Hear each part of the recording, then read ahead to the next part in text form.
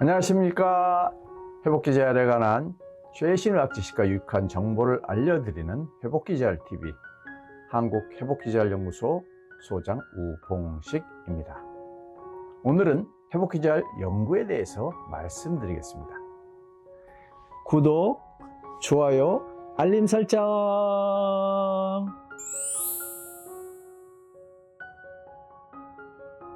미국의 발명가 에디슨은 천재란 1%의 영감과 99%의 노력에 의해서 만들어진다, 이런 말을 했다고 해요. 우리가 지금 잘 쓰고 있는 이 전구는 에디슨이 9999번 실패 끝에 만들어진 것입니다. 그런데 그 친구가 어느 날 찾아와서 에디슨에게 이렇게 물었다 그러죠. 여보게, 자네는 10,000번씩이나 실패를 거듭할 셈인가? 그러자 에디슨이 이렇게 대답했다 그래요. 아니야, 나는 실패를 거듭한 것이 아니라네. 다만 전구를 만들지 못하는 방법을 9999번을 실험했을 따름이지. 하하하하. 에디슨이 참 유머도 있는 것 같아요. 그런데 에디슨은 평생 1000개가 넘는 발명품을 만들어냈는데요. 그 에디슨의 아이디어 노트만 무려 3,400여 권에 이른다 그래요. 그래서 오늘은 회복기자열이 왜 필요하고 무엇을 연구해야 되고 또 어떻게 활용할 것인지에 대해서 말씀을 드리겠습니다. 연구를 뜻하는 리서치는 무엇인가 찾는 것을 시도하다 라는 뜻인데요. 중세 프랑스어인 리셔르세에서 유래했다고 하죠.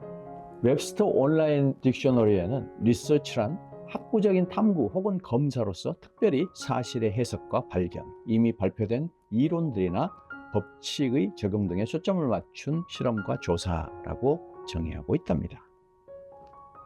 흔히 히포크라테스를 의학의 아버지라고 하죠. 그는 어떻게 의학의 아버지가 되었을까요? 히포크라테스는 지중해 코스 섬의 아스클레피우스 가문의 17대 손으로 태어납니다.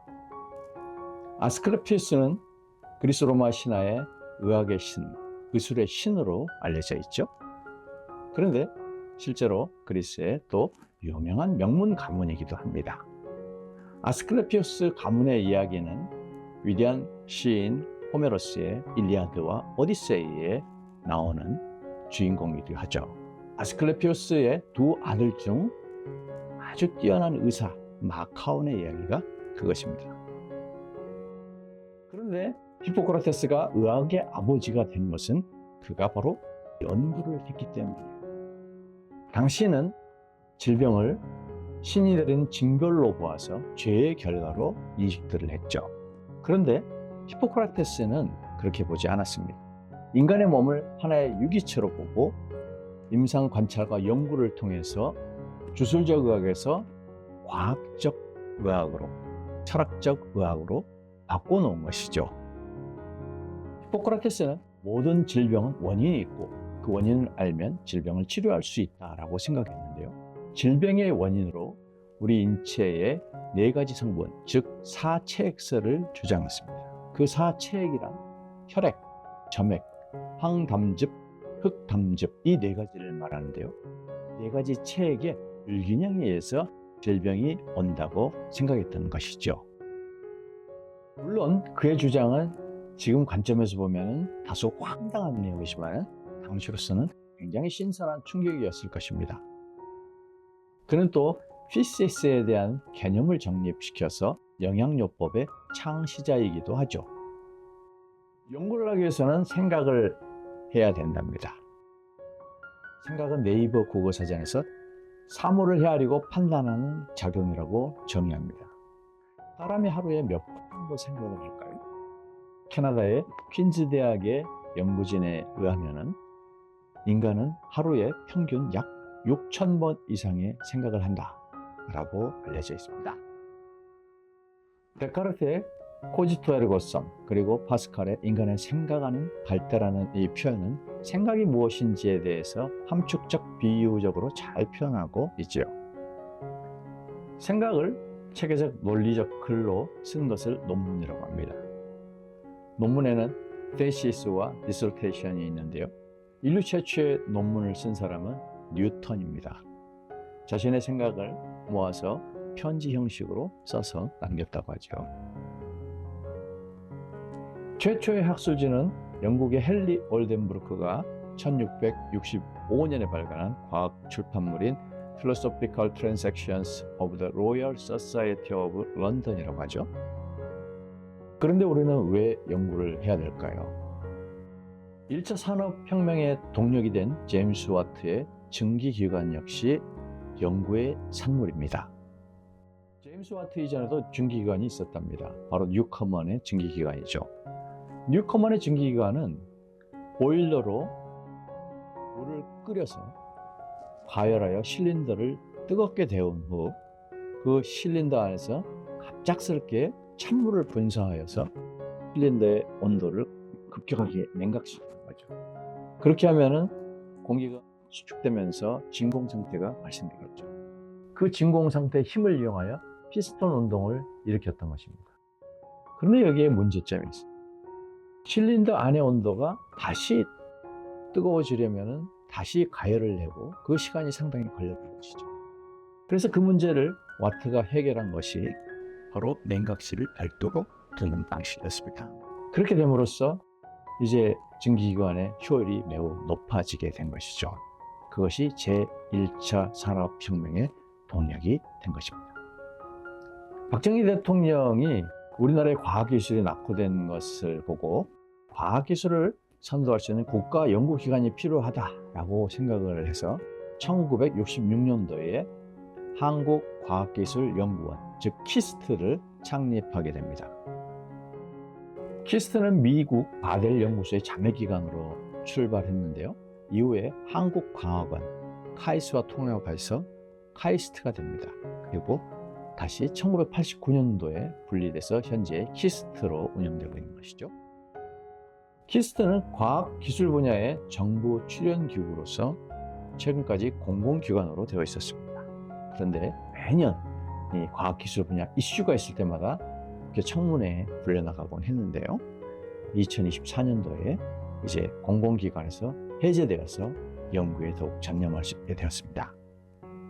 대한의사협회도 2000년 의학분업 과정을 거치면서 정부의 정책에 의사협회가 무기력했다는 반성을 가지고서 대의원회의 의결에 의해서 의료정책연구소가 2002년도에 출범하게 됩니다.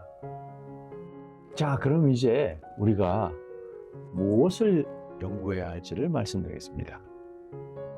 최근 국내에 발표된 회복기 재활 관련 연구들을 살펴보면요. 전반적인 연구 방향이 제도 시행 이후에 나타나고 있는 지표들에 대한 분석 연구가 주류를 이루고 있습니다. 대표적인 연구 보고서로는요. 분당 서울대병원 신영익 교수의 재활의료기관 수가 2단계 시범사업 효과 평가 및 개선 방안 연구, 한국교통재활병원 김태우 교수의 제1기 재활의료기관 치료 성과 평가, 대한의사협회 의료정책연구원 신요한 연구원의 회복기 재활의료제도 한일 비교 등이 있습니다. 그런데 이 보고서의 내용들을 살펴보면 주로 제도 시행 초기에 나타나는 현황에 관한 분석 위주의 보고서이고 대부분 정책을 제안하거나 회복기 재활 치료의 효용성, 경제적 가치에 대한 분석은 아직은 좀 부족한 편입니다. 반면 일본의 회복기 재활 연구를 보면 최근의 연구는 과거 연구에 비해서 상당히 발전된 양상을 보여줍니다. 지난 9월 19일 국회에서 열린 한일 회복기 재활 국제심포지움에서 일본 재활병원 시설협회 콘도 부회장의 발제에서 잘 나타났는데요. 일본은 현재 회복기 재활의 경제적 가치나 효용성에 대한 분석이 상당히 잘 이루어지고 있는 것을 알 수 있습니다. 예를 들어서 입원에 의한 ADL 개선 효과는 1개월에 81,255엔, 그리고 이 효과가 약 30개월에서 34개월 지속된다라는 그런 연구를 발표한 적이 있고요. 또 헬스 유틸리티 인덱스 마크 3를 이용해서 회복기 재활병동의 비용 효과를 분석을 했는데요. 그 연구에 소개된 내용을 보면 건강 효용치 0.1 증가에 들어가는 입원비로 회복기 재활 병동은 228만 원, 일반 병동은 607만 원, 그리고 요양형 병동은 687만 원이 들어간다라는 분석을 내놓았습니다. 결국 회복기 재활 병동의 경제적 가치와 효용성을 입증한 연구로서 매우 신선한 연구였다고 볼 수 있겠죠. 일본은 회복기 재활 정책뿐만 아니라 임상 연구도 매우 활발하게 진행되고 있습니다. 일본 회복기 재활 병동 협회의 학술지에는 의사뿐만 아니라 치료사, 간호사, 사회복지사, 영양사 등 다양한 직종의 관련자들이 논문을 발표하고 있습니다. 이 학술지는 일본어판과 또 영어판이 있는데요. 영어판은 미국 NIH 산하의 퍼브메드 센트럴에도 게시가 되는 등 굉장히 국제적으로 명성을 얻고 있는 학술지로 평가되고 있습니다. 이처럼 일본은 회복기 재활에 관한 정책과 임상 연구가 활발하게 이루어지고 있어서 일본 정부는 재활의학과 전문의 수련 과정에 6개월 이상 회복기 재활병원에 파견을 보내는 것을 의무화하고 있답니다. 올해 일본의 회복기 재활 입원료 수가에는 영양평가가 반영이 되는데요. 그것은 최근 일본의 영양사들이 많은 연구를 통해서 영양 상태가 회복기 재활 호전에 기여하고 있다는 것을 입증한 결과로 반영이 된 것입니다. 에비던스 베이스드 메디신이 코스트로 반영된 것이죠. 이상 살펴본 바와 같이 회복기 재활 연구는 정책뿐만 아니라 임상 연구가 다 중요합니다. 이러한 회복기 재활에 대한 정책과 임상 연구를 통해서 회복기 재활의 가치를 입증하고 또 그것을 정책에 반영함으로써 회복기 재활 제도의 발전을 기대할 수 있을 것입니다. 그러면 이때 앞으로 우리가 어떻게 이러한 정책의 또 임상의 연구 결과물들을 활용할 것인지에 대해서 말씀드리겠습니다. 연구는 단지 연구로 끝나서는 안 되죠. 연구를 활용해서 정책에 반영을 하고 실제 환자의 치료에 유익한 이런 결과를 끌어내야지 되는 것이죠. 연구가 정책에 반영되기 위해서는 아이언 트라이앵글, 철의 삼각을 잘 이해하고 있어야 합니다. 한 나라의 정책이 결정되는데 세 가지 그룹의 중요한 집단들이 서로 영향을 미치고 있다는 것이에요. 하나는 정부, 하나는 국회, 그리고 하나는 이해관계 집단입니다. 물론 뷰로크러시, 정부가 가장 중요하죠. 특별히 대통령 그리고 관계부처 장관의 의견이 굉장히 중요합니다. 하지만은 국회도 법을 통해서 많은 것을 또 바꿀 수 있고 이해관계 그룹들도 그 과정에서 대단히 큰 영향을 끼칠 수 있습니다.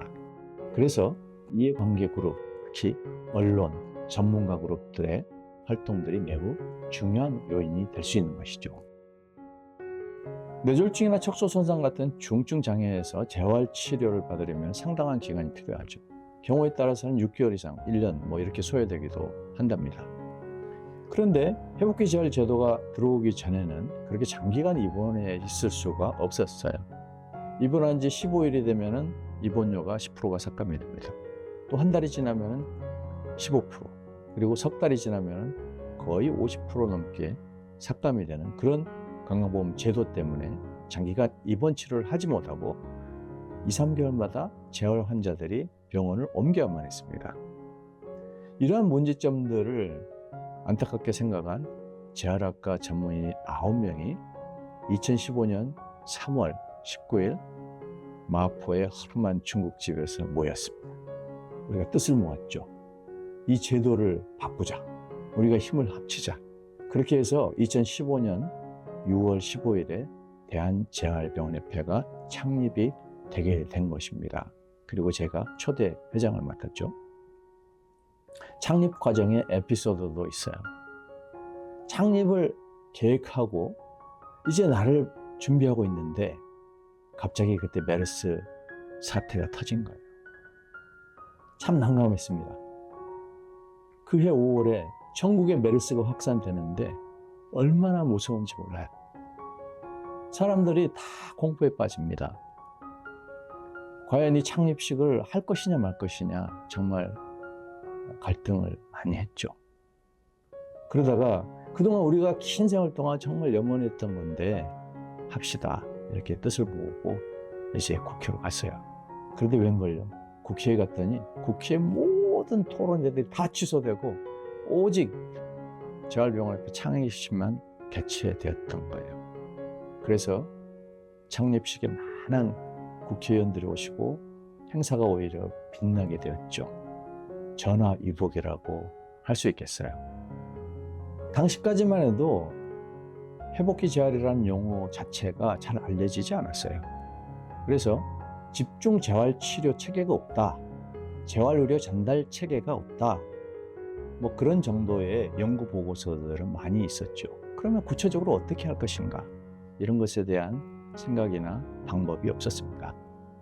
근데 제가 2000년 초반부터 전 세계의 재활의료 시스템들을 연구하면서 일본의 회복기 재활의료 제도가 우리나라에 가장 부합하는 제도다라는 확신을 갖게 됐습니다. 그래서 저희들이 회복기 재활치료 제도를 국내에 도입하기로 결정을 하고 각종 자료들을 준비하고 번역하고 하는 일들을 했죠. 그런데 문제는 도대체 회복기 재활이 뭔지 알릴 수 있는 방법이 없었습니다. 굉장히 단어도 생소하고 국민들이 이해하기 어려운 그런 내용들이었기 때문이죠. 고민했습니다. 그리고 저는 크리스천이기 때문에 하나님께 기도했죠. 매일 아침 기도하는 겁니다. 아이디어, 지혜를 주옵소서. 그런데요, 그해 9월, 그러니까 2015년 9월에 터키 남서부 쪽에 시리아 난민 3살 배기 쿠르디라는 아이가 터키 남서부 해안에서 엎드려 죽은 그런 사진이 외신에 올라오게 됩니다. 그것이 전 세계의 사람들의 심금을 울리죠. 바로 시리아 난민입니다.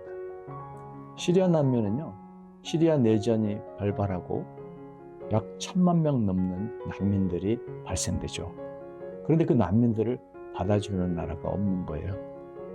저희가 보니까 재활치료를 받아야 되는데 한 곳에서 집중해서 재활치료를 받지 못하고 이곳저곳 옮겨 다니는 그 환자들의 모습이 마치 난민처럼 여겨졌어요. 그 순간 저의 머릿속에서 재활과 난민이 합쳐집니다. 바로 재활 난민이죠. 재활 난민을 보도자료로 배포하니까 언론에서 아주 잘 써줬습니다. 그 단어 하나로 모든 재활의 문제들을 그냥 이해가 되는 것이죠. 급기야 재활 난민이 KBS 9시 메인 뉴스까지 올라가게 됩니다. 그렇게 되니까 청와대에서 그 뉴스를 모니터링하고 재활 난민을 빨리 해결하라 라는 지시가 내려가죠. 그 이후로 모든 것은 일사천리로 이루어집니다. 재활병원협회가 창립된 지 불과 2년 4개월 만에 2017년 10월 달에 회복기 재활에 관한 시범 사업이 시행이 됩니다. 그리고 2020년 3월에 본사업에 들어가게 되죠. 어떠한 제도도 이처럼 빠르게 진행된 제도가 그리 찾기가 쉽지 않을 것입니다. 저는 이 모든 과정이 정말 제 능력이 아니라 저를 통해서 하나님이 일하셨다고 저는 믿고 있습니다. 그로 인해서 회복기 재활 환자들에게 큰 도움이 되는 그 제도가 우리나라에 도입이 된 것이죠. 네, 지금까지 회복기 재활 연구가 왜 필요하고 무엇을 연구해야 되고 어떻게 할 것인지에 대해서 간략하게 말씀드렸습니다. 회복기 재활 연구는 회복기 재활 제도의 발전을 돕는 연구입니다. 그리고 초고령 사회를 앞둔 우리나라에서 매우 중요하고도 필요한 연구입니다. 앞으로 이런 연구를 통해서 우리나라의 초고령 사회 대비의 핵심인 회복기 재활 제도가 더욱더 잘 정비될 수 있기를 바랍니다. 앞으로도 회복기 재활에 관한 최신 의학 지식과 유익한 정보를 여러분께 알려드릴 것을 약속합니다. 지금까지 한국회복기 재활연구소 소장 재활학과 전문의 우봉식이었습니다. 감사합니다. 하하하